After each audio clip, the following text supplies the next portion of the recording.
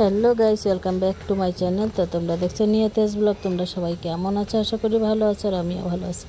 আর দেখো, তখন বাজে সকাল 6টা। তখন থেকে কিন্তু আমি ভিডিওটা স্টার্ট করছি। আর দেখো, সকাল সকাল উঠে গেছি। সকাল সকাল উঠে কাজে লেগে গেছি। কেন বলতো, যে আজকে বাবুর একটু ডাক্তারের কাছে নিয়ে যাবো, বাবুর শরীরটা খারাপ তাই। তো দেখো, সকালবেলা উঠে কিন্তু এদিকে ঘরদোরটা ঝাঁট দিয়ে নিয়েছি। আর বাসি ঘরে তো আর চাটা খাওয়া যায় না, আগে বাসি ঘরদোরটা ঝাঁট দিয়ে তারপরে কিন্তু এদিকে গ্যাস ট্যাস মুছে চা বসাবো। আর চা বসিয়ে সঙ্গে সঙ্গে কিন্তু আমি রান্নাটাও বসিয়ে দেবো, যেহেতু দুপুরবেলা বাবুকে ডাক্তারের কাছে নিয়ে যাবো। একদম কাজকর্ম সেরে তারপরেই যাব। আর এদিকে ওর বাবাও কাজে চলে যাবে, ওই জন্য রান্নাটা একবারে করেই বেরোবো। তারপর দেখো, এদিকে ঘরদোর ঝাঁট দিয়ে চলে গেলাম গ্যাস মুছতে। আর গ্যাস ট্যাস মুছে, আর আগের দিনে বাসনগুলোও ছিল গ্যাসের ওপরে, সেগুলোও গোছানো হয়নি, রাত্রেবেলা ধুয়েছিলাম। তো রাত্রে আর গোছানো হয়নি, সেগুলো গুছিয়ে টুছিয়ে তারপরে এদিকে চায়ের চশমাটা ধুয়ে কিন্তু আমি চাটাও বসিয়ে দিয়েছি। আর চাটা বসিয়ে দিয়ে এদিকে ওর বাবা যে জলের বোতলগুলো এনে রেখেছে সেগুলো কিন্তু গুছিয়ে নিচ্ছি। তো তারপরে দেখো, এদিকে কিন্তু আমি এবার চাটা বসিয়ে নিয়েছি। আর ওর বাবা এদিকে কিন্তু জল ভরতে চলে গেছিলো, তো জল ভরে চলে এসছে। সেই জলের বোতলগুলো কিন্তু আমি তো দেখো, এদিকে কিন্তু চায়ের জলটা বসিয়ে দিয়েছি। আর চায়ের জলটা ফুটতে ফুটতে এদিকে কিন্তু আমি ডালের গামলাটাও বের করে নিয়েছি। আর চা খেতে খেতে আমি রান্নাটাও বসিয়ে দেবো, আর সবজি কাটতে হবে সেই জন্য। তা ভাবলাম যে আজকে কী রান্না করবো। আর কলা দেখো ছিল, কলাগুলো খেতে কিন্তু ভুলে গেছি, এটার ভিতরে রেখেছিলাম কলাগুলো আজকে খেয়ে নেবো, ওই জন্য বের করে নিলাম, নাহলে আবার ভুলে যাব।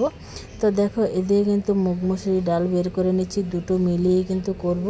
মসুরি ডাল কম দিব আর মুগের ডালটা বেশি দেবো, কাঁচা মুগ ডাল করবো। কেন বলো তো, মসুরি ডাল খেলে না পায়ের ব্যথাটা প্রচণ্ড বাড়ে, আমারও বাড়ে আর আমার বরেরও বাড়ে। ওই জন্য মসুরি ডালটা কম দিব, দিয়ে মুগ ডালটাই বেশি দিব। আর কাঁচা মুগ ডাল খেতে কিন্তু ভালোই লাগে। ভাজা মুগ ডাল খুব কমই খাই এখন, যেহেতু গ্যাস হয়, ওই জন্য কিন্তু কাঁচা মুগ ডাল তার সঙ্গে 2-4টা মসুরি ডাল মিশিয়ে আমি রান্না করি এখন।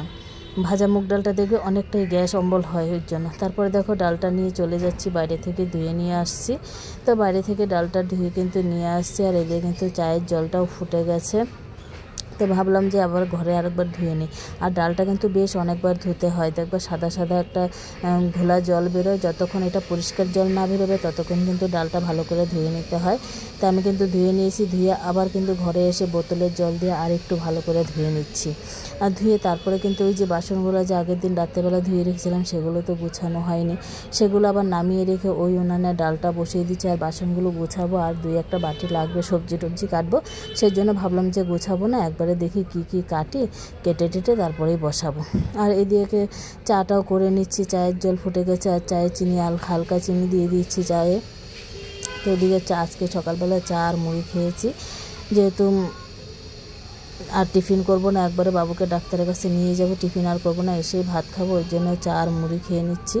তো দেখো, চায়ে চা পাতা, চিনি চা পাতা দিয়ে দিয়েছি। আর দিয়ে এদিকে কিন্তু এবার কাপ গ্লাসটা সব ধুয়ে নিচ্ছি, ধুয়ে এদিকে চাটাও রেডি করে নিচ্ছি। আর বাবু কিন্তু তখনও ওঠেনি, তো জানি না কি খাবে উঠে, আর উঠে সত্যি কিছু খায়ও নি। তো শুধু গ্লুকন্ডি বলছি, সরি, ওআরএস খাইয়ে খাইয়ে রাখতে হয়েছে কটা দিন। তো এইভাবে কিন্তু চলেছে। তো এদিকে কিন্তু চাও হয়ে গেছে, চাটা এবার ছেঁকে নিচ্ছি। তো আমি আর আমার বর দুজনেই কিন্তু চা খেয়েছি। আর অনেকটাই চা করেছিলাম, ভাবলাম যে বাবু একটুখানি খাবে, তো কিন্তু খায়নি, শরীরটা যেহেতু খারাপ ছিল ওই জন্য খায়নি ও।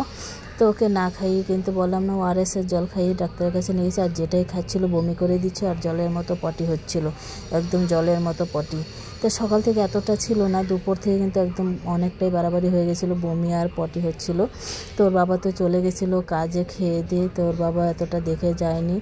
তো ওর বাবাকে কিন্তু আবার আমি ফোন করে ডেকে নিয়েছি যে তাড়াতাড়ি আসো, ছেলেকে ডাক্তারের কাছে নিয়ে যেতে হবে। তো আমি কিন্তু দুপুরবেলা ছেলেকে ডাক্তারের কাছে নিয়ে গেছি, যেই ডাক্তার আমি ওকে সবসময় দেখাই সেই ডাক্তারের কাছে নিয়ে গেছি।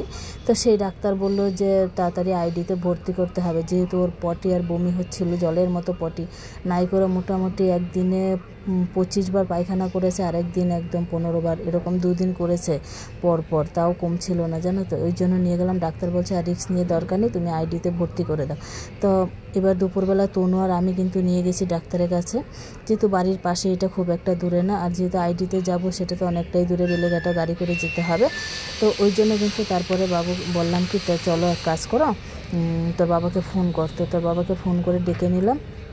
আসার পরে কিন্তু আমি ওরা আইডিতে নিয়ে চলে গেলাম, যে আইডিতে নিয়ে গেলাম। তো আইডিতে কিন্তু কী করেছে বলো তো, ভর্তি নেয়নি, সব কিছু দেখে টেকে ওকে ওষুধপত্র দিয়ে ছেড়ে দিয়েছে। তো ওষুধপত্র দিয়ে ছেড়ে দিলে কি হবে বলো তো, ভাবলাম যে কমে যাবে। তো যেহেতু সন্ধ্যা বিকেল হয়ে গেছে আইডিতে নিতে, তো ওষুধপত্র দিয়ে ছেড়ে দিয়েছে। তো ওই দেখো ওর কিন্তু বমি হচ্ছিল, ওই যে বমি হচ্ছিল ঘরে। তো আমি বললাম যে ঠিক আছে করুক বমি, কী আর করবো।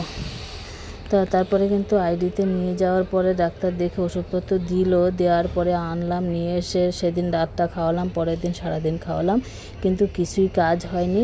পরের দিন রাত্রেবেলা কিন্তু ওকে আবার ডাক্তারের কাছে নিতে হয়েছে, যেহেতু ওর পায়খানা পরের দিনও মোটামুটি 15 থেকে 20 বার করেছে, একদম জল, একদম তখন ছেলে আর বিছনা থেকে উঠতেই পারছে না, এরকম হয়ে গেছিলো।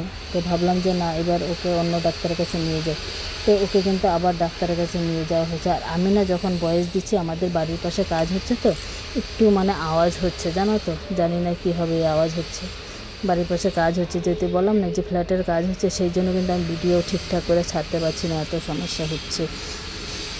কী আর করব, সমস্যার মধ্যে দিয়েও করতে হচ্ছে। তো চলো বাবুরে কেমন থাকে, যে আগের ওষুধগুলো নিয়ে নিচ্ছি, ডাক্তারকে দেখাতে হবে, আর কেমন থাকে না থাকে তোমাদের পরের ভিডিওতে অবশ্যই আরও জানাবো। তো ওষুধগুলো নিয়ে নিচ্ছি, ডাক্তারকে দেখাতে হবে যে আমি এগুলো খাওয়াচ্ছিলাম, আর হোমিওপ্যাথিও খাওয়াচ্ছিলাম সঙ্গে, আধা ঘন্টা এদিক সেদিক করে হোমিওপ্যাথিও চলছিল।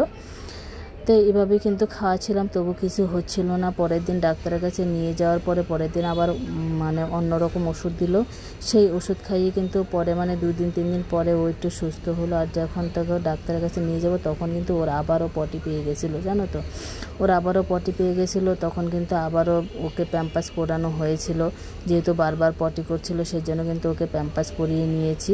তো ও কিন্তু পড়তে চাইছিল না, বলে আমি কি বাচ্চা নাকি পটি করে, আমি না তুমি পড়ে যাও, কিচ্ছু হবে না। তো দেখো তারপরে কিন্তু এই যে দেখো দুপুরবেলা এই যে আমি আর তনু বেরিয়ে গেছি, আর বিকেলবেলা ওর বাবাকে নিয়ে আবার বেরিয়েছি, দেখতেই পাচ্ছ।